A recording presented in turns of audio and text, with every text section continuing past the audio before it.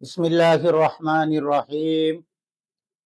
আমি হাফেজ মুখতারুর রহমান, পিতা মৃত ইয়াসিন মৃধা, মাতা রাজিয়া বেগম। আমি সংবাদ সম্মেলন করিতেছি আমার ছেলের বিরুদ্ধে। কেন করিতেছি? সে সমস্ত দুনিয়া ঘুরিয়া দেখিয়ে আসলো যে আমি তার আসল বাপ না। সে ফেসবুকে এটা প্রচার করছে যে আমি তো দুনিয়া ঘুরিয়া দেখে আসলাম, সে আমার আসল বাপ না।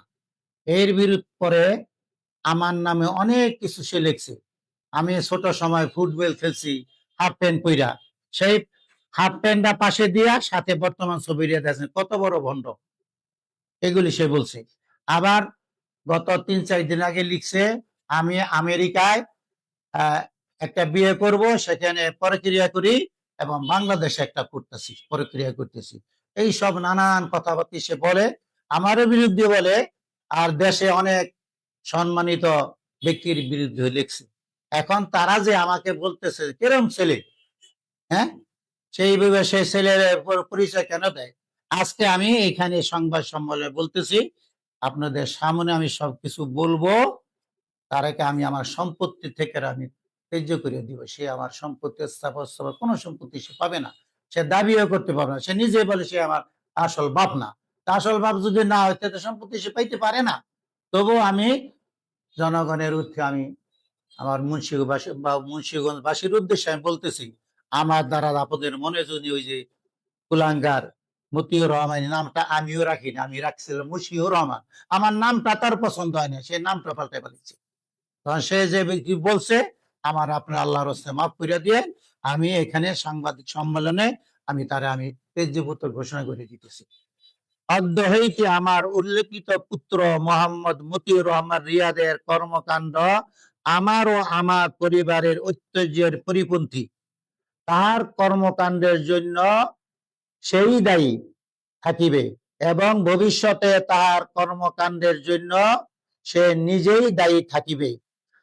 আমার উক্ত পুত্র সন্তানকে আজকে তারিখ 9/1/2026 ইংরাজি তারিখ হইতে ত্যায্য ঘোষণা করিলাম এবং ভবিষ্যতে তাহাকে আমার বাড়িতে স্থান দিব না এবং আমারও তার পিতার আমার এবং আমারও তার পিতার সমস্ত স্থাবর অস্থাবর সম্পত্তি হইতে বঞ্চিত করিলাম এবং ভবিষ্যতে সে আমার স্থাবর সম্পত্তিতে মালিক বলিয়া দাবি করিতে পারিবে না।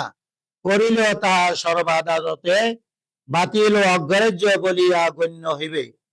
আমি হলফকারী তাহাকে সন্তান হিসাবে অস্বীকার জ্ঞাপন করিলাম।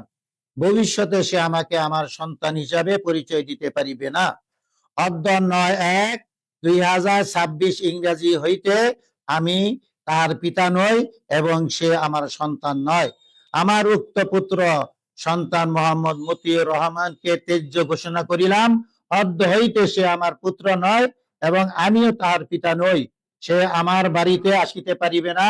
সে আমাকে পিতা হিসাবে দাবি করিলে সর্ব আইন আদালতে অগ্রাহ্য বাতিল বলিয়া গণ্য হইবে। সে আব্দুল সালাম আজাদ খুব ভালো মানুষ, তার বিরুদ্ধে যেগুলি লেখছে সব মিথ্যা।